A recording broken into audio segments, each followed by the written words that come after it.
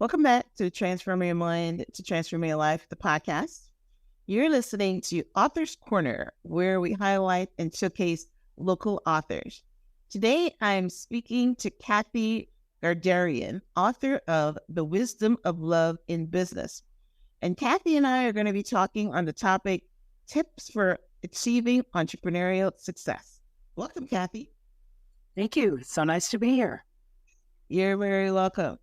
All right, so let me give you guys a brief synopsis of Kathy's book, deeply exploring the complex dance between business and self-awareness. The Wisdom of Love in Business explores both.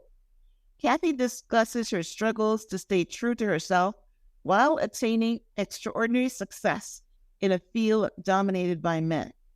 The Wisdom of Love in Business is an essential book for anyone seeking deeper meaning in their personal and professional journeys while achieving entrepreneurial success. So, sounds great, which is why I wanted to have Kathy come on the show and talk about this because, listen, entrepreneurial success is important. There's so many businesses fail.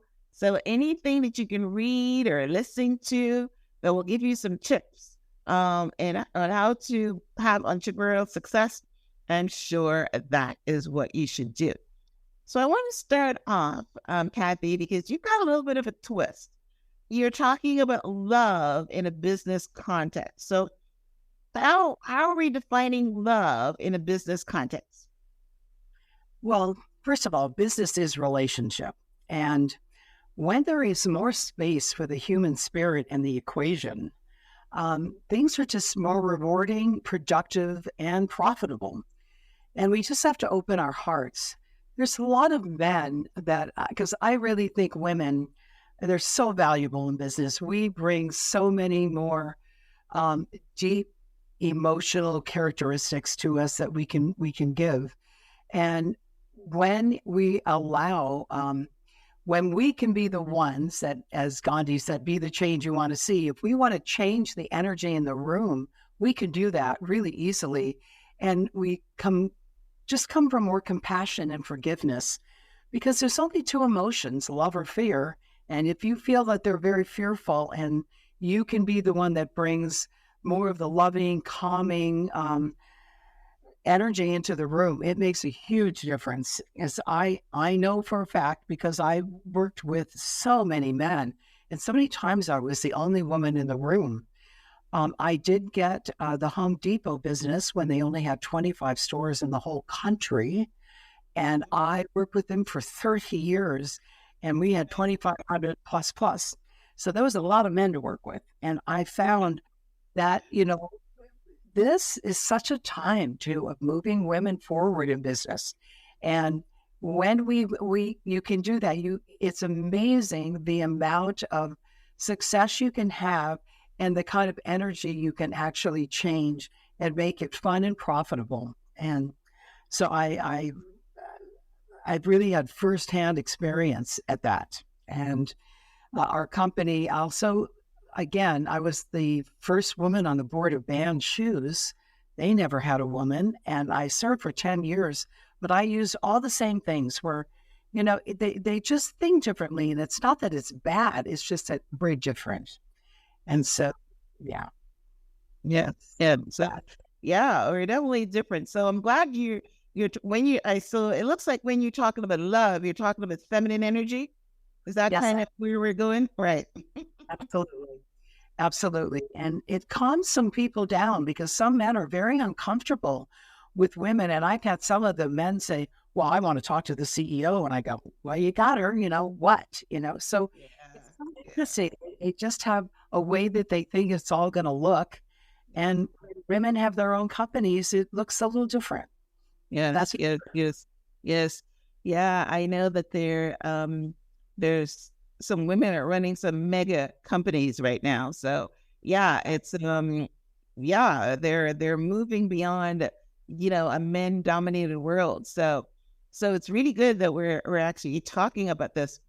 So what are some tools we can use for business transformation using self-awareness, which is another thing you talk about in your book. Now, yeah, I mean, I used to be, almost the same as you, where, I worked with Office Depot, and you're working with Home Depot. Yeah.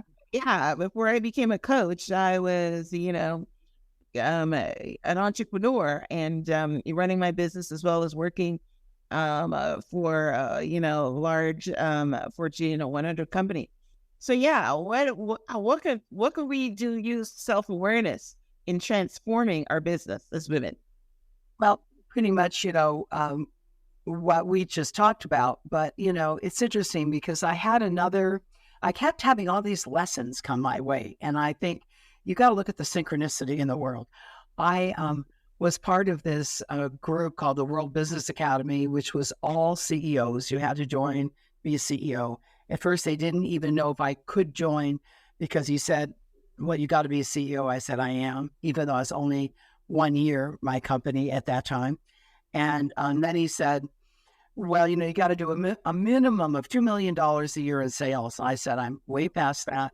Then he was really quiet. And I thought, now what? And then he said, well, you'd be the only woman. So I said, it's okay. I said, I feel like I can get value and bring value. And we met once a month and we would all talk amongst each other and help each other with any issues we were having. It was so valuable. Well, I wasn't a member of the academy more than 2 months, and I got a phone call from the president, and he said, the Dalai Lama is in Newport Beach, where I live. And he said, and he's going to be at this private home with just 40 people there. He says, and he's willing to talk to each one of you individually. And so I want you to think about a question that you want to ask him.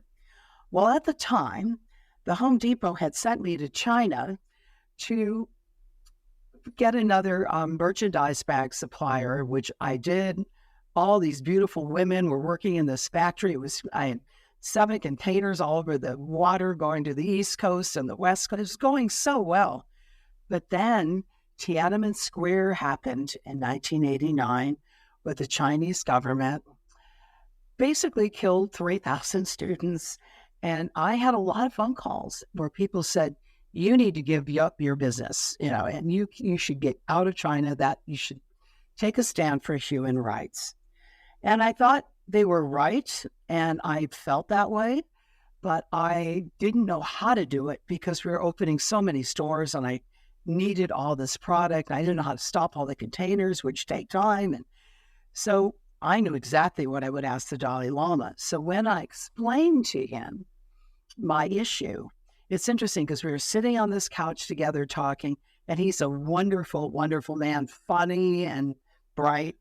And so when I told him my issue, he stood up. Well, when he stood up, I stood up, and he put his hands in my hands and he held me like that. And he said, Kathy, why would you punish the Chinese people further for the thoughts of a few? He said, he says, let me tell you, the way that he said, you never think about what you don't want. That's a powerful statement. You never think about what you don't want. You simply put your consciousness into the pool that you want to see, act like it's already happened, and then that's how you create your own reality. And, I thought about that while I'm standing with him, and he could see my eyes change. I went, wow. I said, what a powerful way to be. And I never thought to hold it that way. So he changed my life in so many ways because I never forgot that. And I actually saw him 2 other times because of the academy, different events. And he remembered that he really helped me in business. And again, that goes back to what I'm talking about by going in the room and being the change that you want to see. And so you hold that. You don't let all the other outside influences in the world detract from what you can actually bring. And one of my favorite poets is Rumi, and he said, love is the bridge between you and everything. So I think that's one of the key things I would like to say to people is to sometimes we just have to be the change. It's sometimes not reflected back to us, but the Dalai Lama is quite wise. Yeah. Well, a lot of people are talking about that right now, and I wonder if he's the one that originated, because you talk about all the way back in 1989. And, in this world, it's, we are called knowledge brokers. So one person starts it and then people brokerage it, whatever.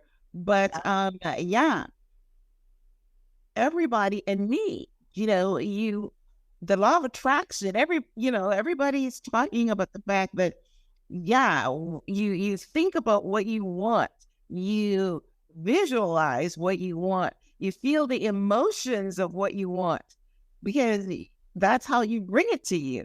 You don't think about what you don't want, because if you think about what you don't want, that is what is going to be in your experience. So I'm glad that probably originated from the Dalai Lama.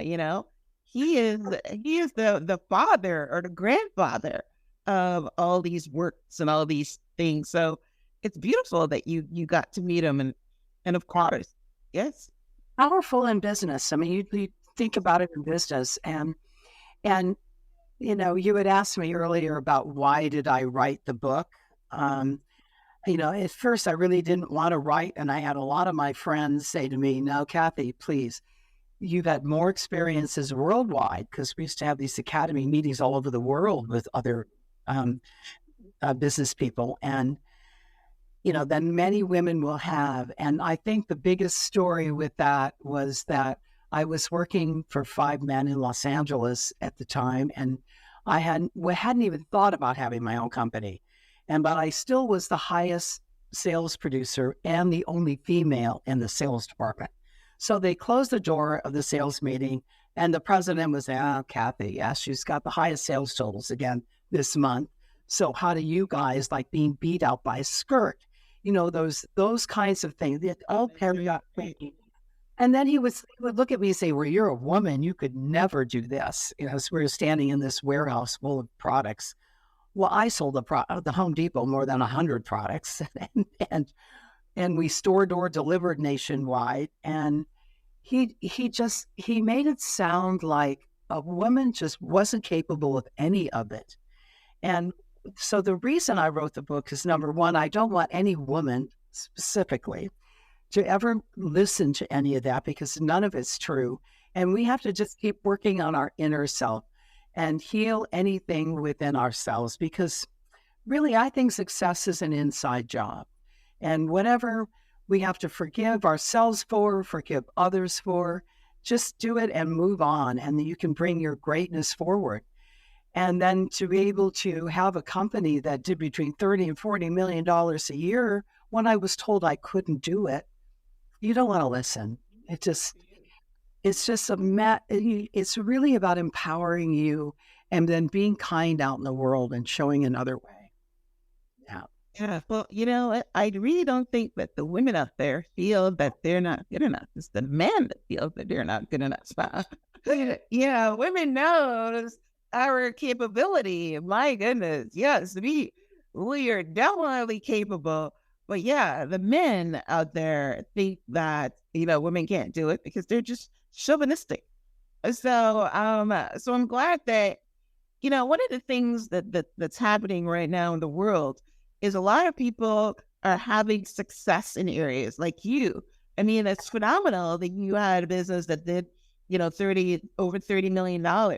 So that's why books and podcasts and courses and these things are so valuable, because you have success and then you share your tips and tricks and skills with someone else, and they would learn it, and it wouldn't take them 30 years to figure it out by themselves. They could read a book and shortchange those steps to 2 or 3 years or even 5 years or something.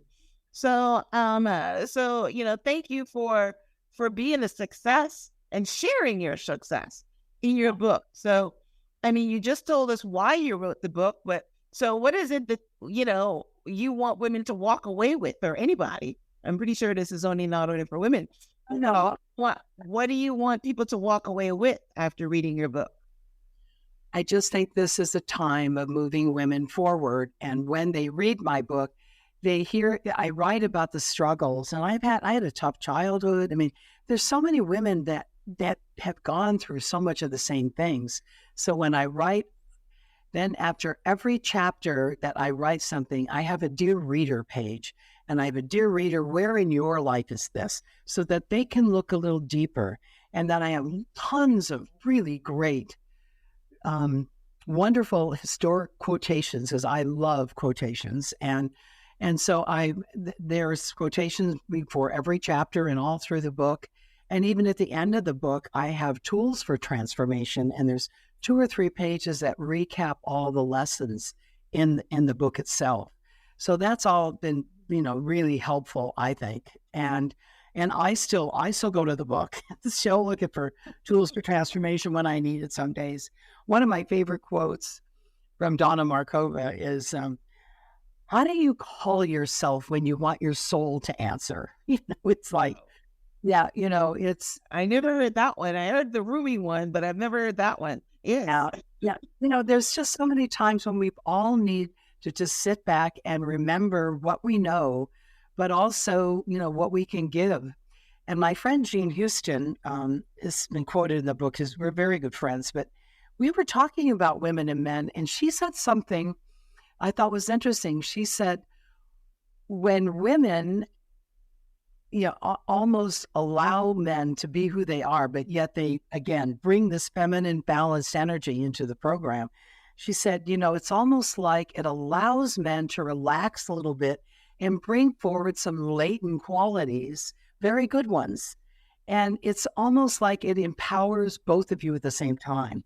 It's women make a huge difference in business. And I wouldn't want a woman to ever think they didn't. And so my book is a lot about that, which is... That's great. I love what you just said a minute ago, because I can visualize it. Yeah, because it's always like a power struggle. You know what I mean? The man thinks he should be masculine. And when he just relaxes and allows the feminine to come in, you realize that the woman has got a lot to offer, right? Because she's got some unique skills that he doesn't have. You know what I mean? And then once you relax, and then it definitely flows. So I get that. That's very good. Now, I ask you one last question. So you have achieved a lot of entrepreneurial success and also success as a salesperson. So, with your company, did you put any of those in the book for people to kind of glean from? Well, absolutely. I shared everything that I learned. Even the one I talk about, an intervention from the World Business Academy, is when they also wanted me to remind myself that I've forgotten what I know. And when I went back and, just did it again, we just all need to be reminded, because we get triggered. We've all had trauma in our lives, and something happens and it brings us back to something. And so the book is so helpful. It's really, it's a business book, but it's also really about being authentic and real. And when you are authentic and real with yourself, that's actually what allows others to be. It just changes the whole energy around the whole business deal. And then people do business with people they like.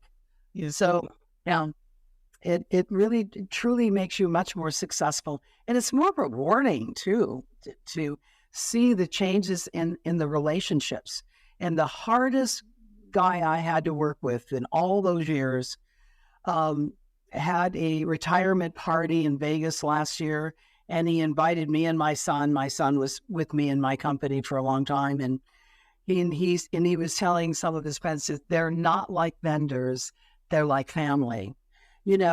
When you realize how much business you did with them and they want to call you family, that's valuable. And it's so much more than just getting up and going to work or selling something. It's truly a series of life's lessons. Yes. I enjoyed my time as a salesperson. because I love relationships. And you're right. You build relationships, you build friendships. And you can become like family, especially you said that you were working with Home Depot for 30 years? Of course. And then we had the 12,000 7-Eleven stores, and we did lots of other chains. But I think the reason the Depot sits out for me is that it was so much men. I mean, I was one of the few vendors as a woman early on. They slowly got more, and then they finally got a woman on their board. I was happy about that. I mean, yeah, it was a slow process for them, but I learned a lot, and that's what I'm. Yes, absolutely. Yeah, it's a changing world, right? Yeah. So yeah. Okay. Well, all right. So this has been excellent. Yeah, I might even go and pick up a copy of your book because I love learning about business and love learning about entrepreneurial because I'm an entrepreneur as well. So that's great. Tell our listeners, obviously, we know that your book is on Amazon. So tell our listeners how they can connect with you if you have a website, social media handles, any of that. They can reach me at Kathy at kathygardarian.com, or the website is the wisdomofloveinbusiness.com. That's a lot. Website is the name of the book. Okay, awesome. All right. Yeah. So that is amazing. Listen, guys, one of the things I preach, and I have a book on it, is being an entrepreneur and having a side hustle. So I do believe that everybody should be entrepreneurs. So head out and pick up a copy of Kathy's book. It's called The Wisdom of Love in Business. And she has been a very successful entrepreneur and business owner. And, success leaves clues. That's one of my quotes. So, you learn from others. I will have a transcript of my conversation with Kathy on the show page, which is myhelps.us. And I will also link out to her website and to the book. And definitely go pick up a copy and support her, which is one of the reasons I bring these authors on to highlight and showcase them, because every author that I bring on is because I know that they have some valuable information to impart to you.